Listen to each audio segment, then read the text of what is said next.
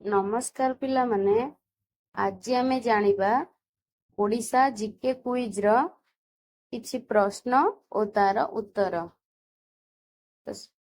ଚାଲନ୍ତୁ ଆରମ୍ଭ କରିବା। କେଉଁ ପ୍ରାଣୀ ସର୍ବଦା କାନ୍ଦୁଥାଏ? ଏ କୁକୁର, ବି କୁମ୍ଭୀର, ସି ଗାଈ, ଡି ବାଘ। ତ ଜଲ୍ଦି ଜଲ୍ଦି କୁହ ଉତ୍ତର। ଅପସନ୍ ବି କୁମ୍ଭୀର। କୁମ୍ଭୀର ସର୍ବଦା କାନ୍ଦୁଥାଏ। କେଉଁ ପକ୍ଷୀ ରାତିରେ ଭଲ ଦେଖିପାରେ? ଏ ଚିଲ, ବି ଶୁଆ, ସି ବାଦୁଡ଼ି, ଡି ପେଚା। ତ ଜଲ୍ଦି ଉତ୍ତର କୁହ। ସଠିକ ଉତ୍ତର ହେଲା ଅପସନ୍ ଡି ପେଚା। ପେଚା ରାତିରେ ଭଲ ଦେଖିପାରେ।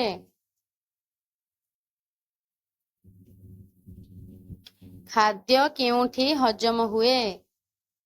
ଅପସନ୍ ଏ ପେଟ, ଅପସନ୍ ବି ଛାତି, ଅପସନ୍ ସି ପାଟି, ଅପସନ୍ ଡି ପାକସ୍ଥଳୀ। ତ ଜଲ୍ଦି ଜଲ୍ଦି ଉତ୍ତର କୁହ।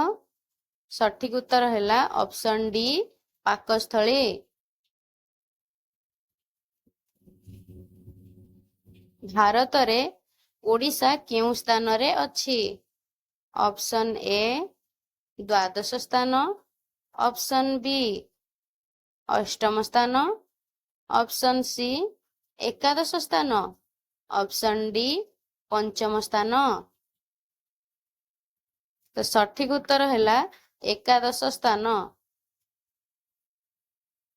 ଓଡ଼ିଶାର ରାଜଧାନୀର ନାମ କ'ଣ?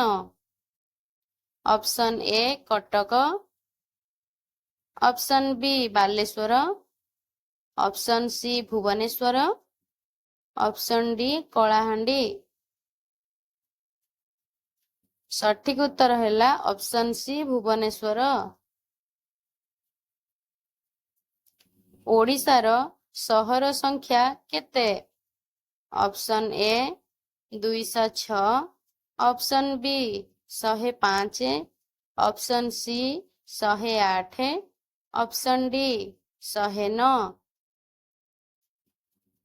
ତ ସଠିକ ଉତ୍ତରଟି ହେଉଛି ଅପସନ୍ ସି 108।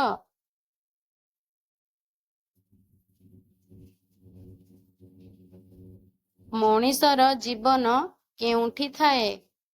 ଅପସନ୍ ଏ ମୁଣ୍ଡ, ଅପସନ୍ ବି ହାଡ଼, ଅପସନ୍ ସି ରକ୍ତ, ଅପସନ୍ ଡି ଫୁସଫୁସ୍।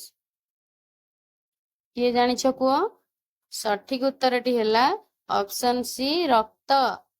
ମଣିଷର ଜୀବନ ରକ୍ତରେ ଥାଏ। କେଉଁ ମାଂସ ଖାଇଲେ ମଣିଷ ସୁସ୍ଥ ରୁହେ? ଅପସନ୍ ଏ କୁକୁଡ଼ା, ଅପସନ୍ ବି ଛେଳି, ଅପସନ୍ ସି କୋଚିଆ, ଅପସନ୍ ଡି ଘୁଷୁରୀ। କିଏ ଜାଣିଛ କୁହ? ସଠିକ ଉତ୍ତରଟି ହେଲା ଅପସନ୍ ସି କୋଚିଆ। କୋଚିଆ ମାଂସ ଖାଇଲେ ମଣିଷ ସୁସ୍ଥ ରୁହେ। କେଉଁ ଜଙ୍ଗଲରେ ହାତୀ ଅଧିକା ଅଛନ୍ତି? Option A Similipal, option B Kalahandi, option C Jharsuguda, option D Chandaka.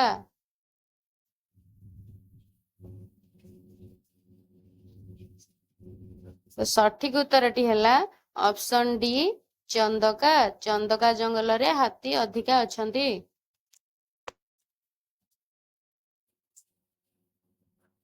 ମଣିଷର କେଉଁ ଗ୍ରୁପର ରକ୍ତ ସବୁଠି ମିଶେ? Option A O blood group, option B B blood group, option C A blood group, option D A B blood group. ତ ସଠିକ ଉତ୍ତର କୁହ।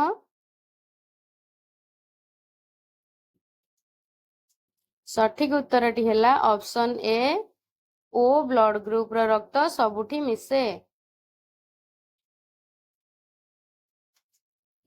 କେଉଁ ଗଛରୁ କାଗଜ ତିଆରି ହୋଇଥାଏ? ଅପସନ୍ ଏ କଦଳୀ ଗଛ, ଅପସନ୍ ବି ବାଉଁଶ ଗଛ, ऑप्शन सी ताଳ ଗଛ ଆଉ ऑप्शन डी ନଡ଼ିଆ ଗଛ। କିଏ ଜାଣିଛ ଜଲ୍ଦି ଜଲ୍ଦି କୁହ।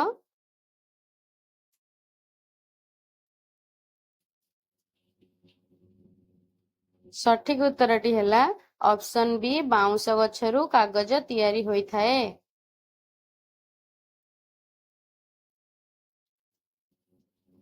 କେଉଁ ରଙ୍ଗକୁ ଶାନ୍ତିର ପ୍ରତୀକ କୁହାଯାଏ? ऑप्शन ए ନାଲି ରଙ୍ଗ, ऑप्शन बी ସବୁଜ ରଙ୍ଗ, ऑप्शन सी ଧଳା ରଙ୍ଗ, ऑप्शन डी ଗୋଲାପୀ ରଙ୍ଗ। ତ କିଏ ଜାଣିଛ ଜଲ୍ଦି ଜଲ୍ଦି କୁହ। ସଠିକ ଉତ୍ତରଟି ହେଲା ऑप्शन सी ଧଳା ରଙ୍ଗ। ଧଳା ରଙ୍ଗକୁ ଶାନ୍ତିର ପ୍ରତୀକ କୁହାଯାଇଥାଏ। ତ ପିଲାମାନେ ଏଇ ଭିଡିଓରେ ଯଦି କିଛି ଶିଖିବାକୁ ପାଇଥିବ ତାହେଲେ ଭିଡିଓକୁ ଲାଇକ୍ କରି ଚ୍ୟାନେଲକୁ ସବସ୍କ୍ରାଇବ ନିହାତି କରିବ। ଆଜି ପାଇଁ ରହିଲି, ପୁଣି ଦେଖା ହବ ନୂଆ ଭିଡିଓରେ।